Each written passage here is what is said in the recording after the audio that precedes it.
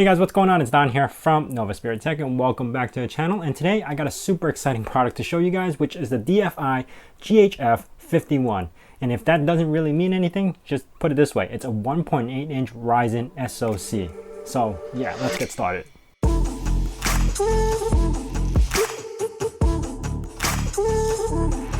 Before we begin, I do want to thank DFI for sending me over this board, and I've heard about this for months already, and I've been anticipating this board to arrive, and it's finally here. Now, everything we talk about will be linked down in the description below. So before we jump into all the benchmarks and all the specs and everything, I do want to do an unboxing, but you can see how big this box is. I'm pretty impressed myself how big it is for such a small board. So let's begin. First, we have owner's manual and everything. Okay, some sort of owner's manual.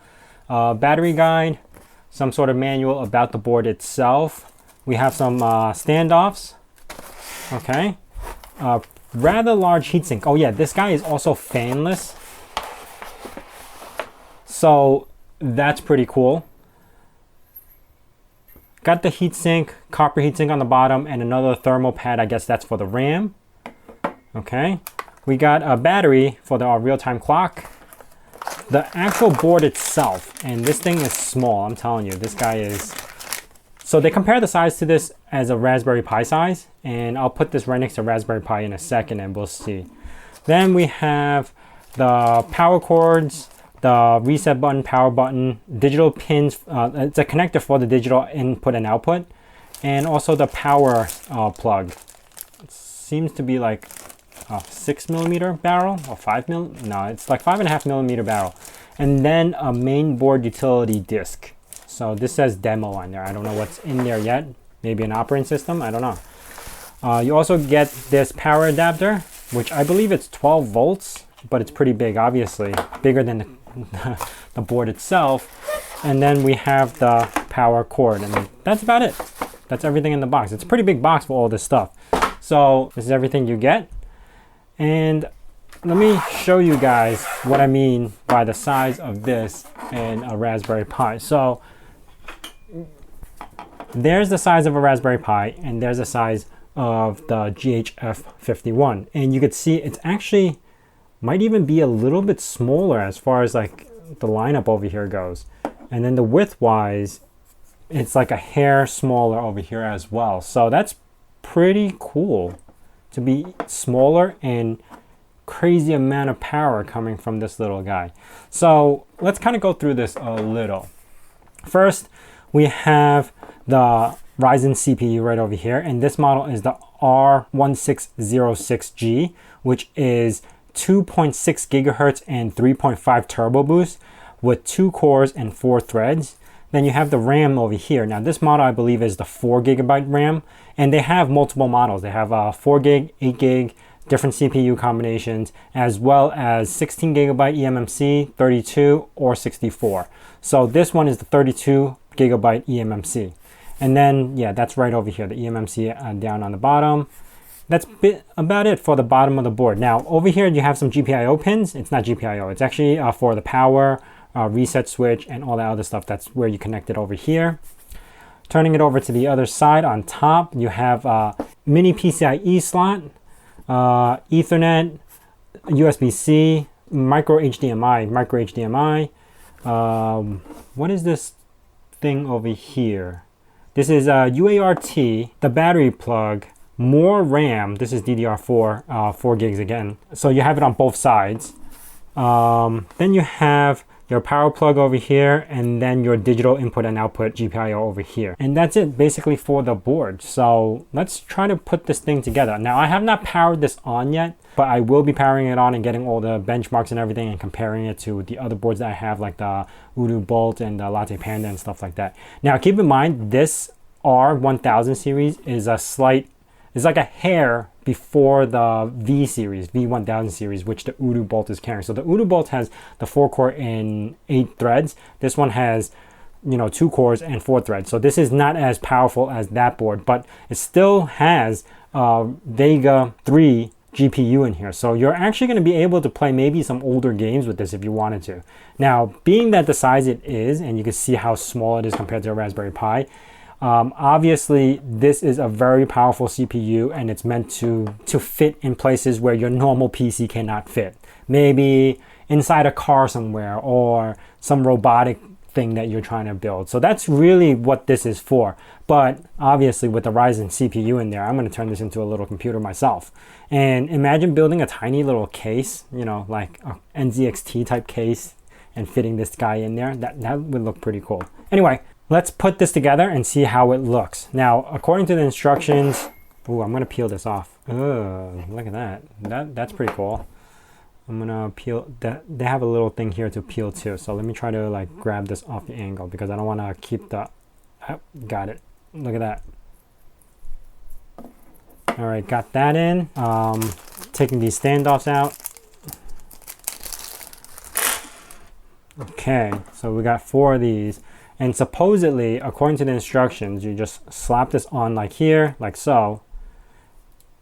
It kind of like is redundant. Like, should I remove this sticker from on top of the RAM? Yeah, I probably should. And move it somewhere else because honestly, it's on top of the RAM where the heatsink would go. I mean, the thermal pad would go. So I just moved that over.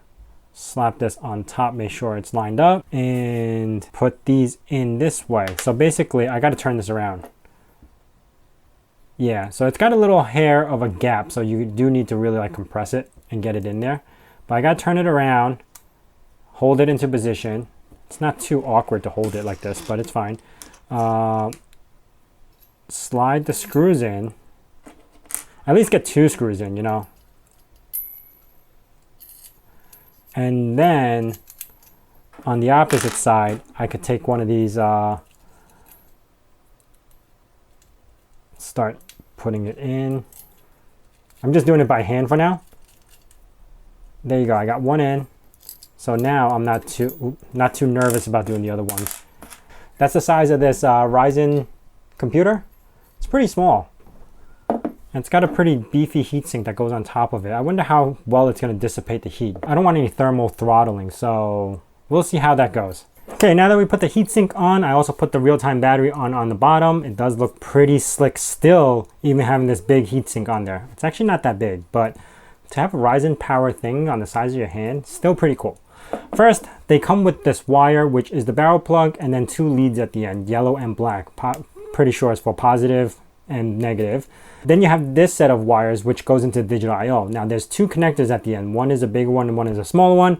I believe the bigger one to be the digital I/O pins and the smaller one maybe to provide power or maybe for a fan or something. That's what it looks like it connects to. Now next up you have these series of wires and power buttons and LEDs, and that's basically for power, reset, activity LED, and the power LED. And then they come with this other cord that's actually for the SM bus. So it's right next to the front side panel, like where you would connect these buttons to, but this is for the SM bus. All right, so I am going to put all this together and check it out, and then I'm going to power it on, see how much wattage it takes, where the heat dissipates and all that stuff. So I'll be checking you guys out in a second. All right, here we have it. First boot. So as you can see, it's actually called, the project name is GHF51, 4 gigs of RAM, DDR4 with 2400 megahertz, which is a little bit slow for a Ryzen CPU. It's got the Ryzen embedded R1606G with Radeon Vega 3. Speeds at 2600 megahertz. What else can I do here? AMD chipset.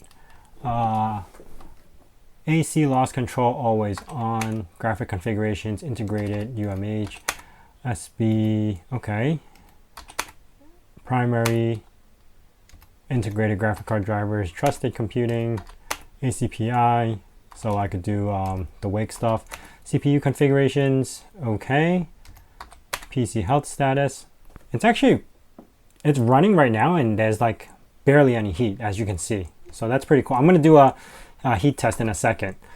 Watchdog, USB configurations, legacy, HMS storage, okay, network stack, CMS. So if I want to use legacy BIOS, I could go in here and just pop in legacy BIOS, and secure boot, password, and then the boot options itself. Windows Boot Manager. Wait, do I have Windows on here already? Save and reset. Okay, let's check this out. I didn't even know if it has Windows on here. which it's possible, but I just got this unit. If it has Windows on there, then I can just use that to test everything I need.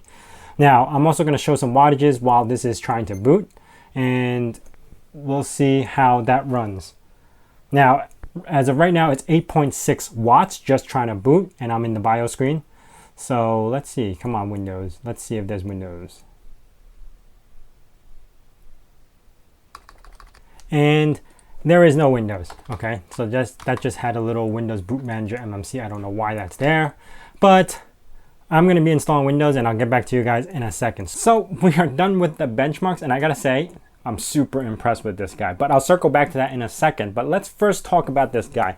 Now, this is a Ryzen embedded chipset, the R1000 series, on top of a 1.8 inch credit card size computer. So it can't get smaller than that with this much horsepower, honestly. So DFI actually has 4 models for this guy, and I am using the 1606G version, and there's a 1505G version, and then a 1305G version, and then a 1102G version. So the bottom 2 are still coming soon according to the website, but the top 2 are available, and I'll leave a link down in the description below to where you can get yours. Now, the version I'm using is the 1606G, and it's got 2.6 gigahertz turbo boost at 3.3 with the Vega 3 GPU. Now, this one costs $378, while the 1505G version at 2.4 gigahertz and turbo boost to 3.3 is at $333. Now, yeah, I could feel it in the comments already that you guys are going to comment how you could get a cheaper computer for half the price and even faster.